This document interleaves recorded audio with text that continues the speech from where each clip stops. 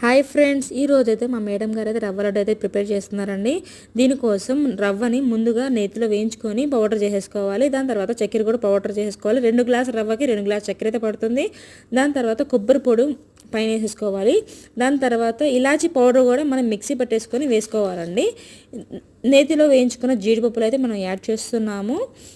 ఇవి tutti frutti కూడా మనం యాడ్ చేస్తున్నామండి. 3 రకాలు అయితే మనం యాడ్ చేస్తున్నాము. టూటీ ఫ్రూటీ 3 కలర్స్ అనమాట.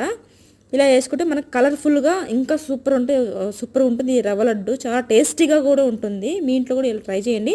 ఇవన్నీ వేసిన తర్వాత బాగా మిక్స్ చేసుకోవాలి. జీడిపప్పు టూటీ ఫ్రూటీ బాగా కలిసినట్టు. దాని తర్వాత వేడి వేడి పాలు వేసుకొని మనకు ఎంతవరకు కావాలో అంతవరకు మాత్రమే మనం పాలు అయితే యాడ్ చేసుకోవాలండి. మొత్తానికైతే ఒకేసారి కలపకూడదు.